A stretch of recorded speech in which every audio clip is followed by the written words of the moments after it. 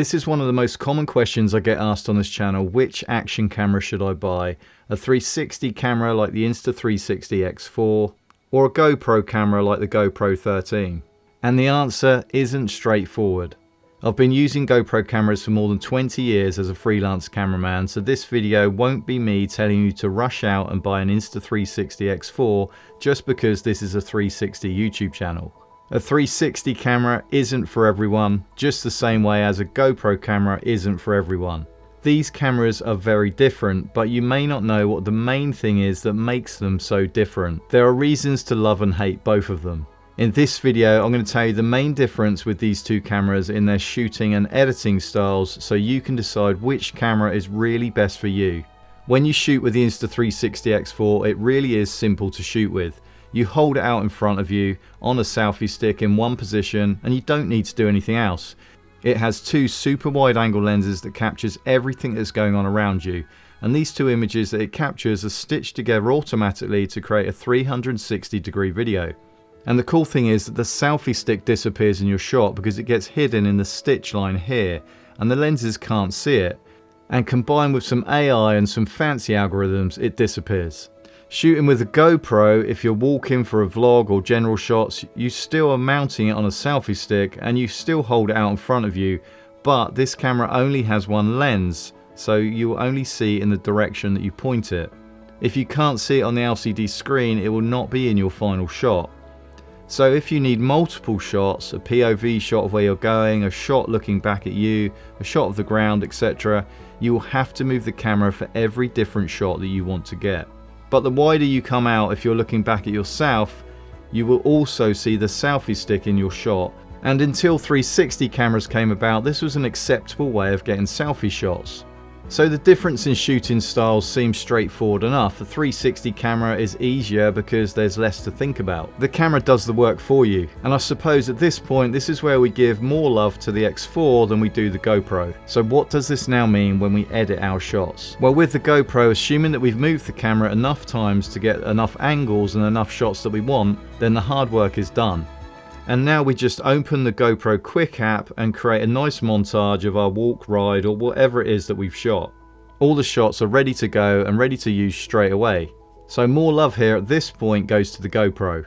With the X4, it's very much a double-edged sword, and there should be a warning here that the learning curve can be very, very steep, very frustrating, and very time-consuming. And if you like the idea of shortening your learning curve when it comes to learning a new skill, then I'd like to introduce you to Skillshare. Skillshare is the largest online learning community for creatives like you, and they are the sponsors of this video. You can choose from classes on video production, including lighting, framing, drone shots, shooting for social media or music videos, and lots more. There's hundreds of post-production classes as well, where you can learn about editing using Premiere, CapCut or DaVinci. You could even learn how to start your own YouTube channel like this one with classes from Marcus Brownlee. And these take you from researching, script writing, shooting and editing, and growing your YouTube channel. Classes are taught by industry experts and you can learn at your own pace no matter what your skill level. You can join the Skillshare community today and have access to thousands of creative classes in dozens of categories. And the first 500 people to join Skillshare using my link get 1 month premium for free. But first, let's just look at the benefits of that one shot that we got earlier. To create an ordinary video with our 360 footage in the app or in the studio software, we have to use what are called keyframes to tell the software which part of the image we want to use. So whenever we want to look in a new direction, we add a keyframe. And this is great because we can create several different videos from that one shot that we did. And it's a very creative process with almost unlimited choices just from that one shot. The more that I've edited 360 footage, I think that time is the biggest frustrating factor. You do learn how to reframe and add keyframes quite quickly, and there's a lot of fancy AI that Insta360 have incorporated to make this a lot easier. But you can't get away from the fact that if you have a lot of footage, the processing of your reframe shots and the exporting of your final video just takes a lot of time. As an example, I tend to shoot very short clips, usually no longer than 1 minute, sometimes 2 minutes, but mostly less than 1 minute. And for this recent video I had 40 short clips and it took me around 6 hours to reframe and export the footage using the desktop studio.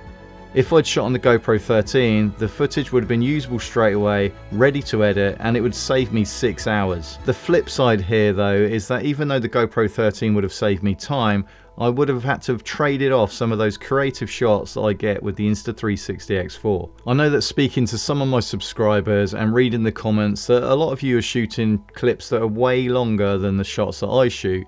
Shots that are like 20 or 30 minutes long, recording sports events, live events, or even entire football matches. And shots like these with 360 cameras just take so long to reframe and export. Insta360 have incorporated a lot of clever AI into the app in particular. And this helps with the reframing process, and in fact you don't even have to reframe your clips now if you don't want to. You can simply let the AI do it for you. So the reframing side of things is getting easier.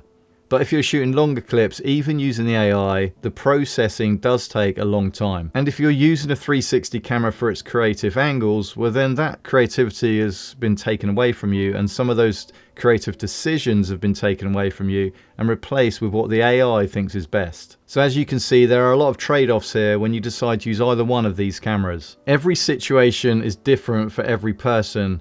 For me personally, even though the reframing does take longer and the exporting does take longer, I do prefer to use a 360 camera.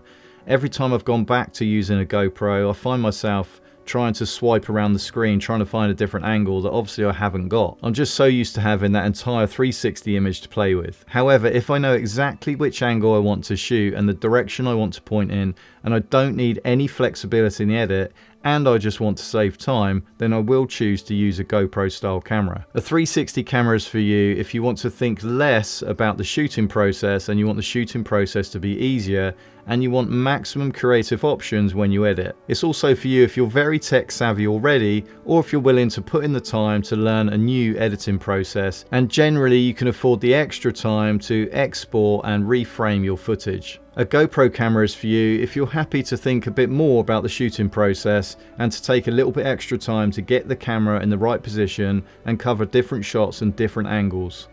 Or the GoPro is for you if you're happy to have less camera positions. You're confident that the camera position that you choose is the one that you will use and you don't need the flexibility of any other angles. This is also for you if you want to shoot longer shots and have better overall image quality. Because remember that even though the X4 is 8K, that 8K is shared around the entire 360 image. So when you reframe to create an ordinary video in one direction, then the resolution is more like 2.7K. The GoPro 13, you can shoot up to 5.3K at 60 frames per second, and that's in one direction, so it's much higher quality. Let me know in the comments which is the best camera and shooting style for you and why.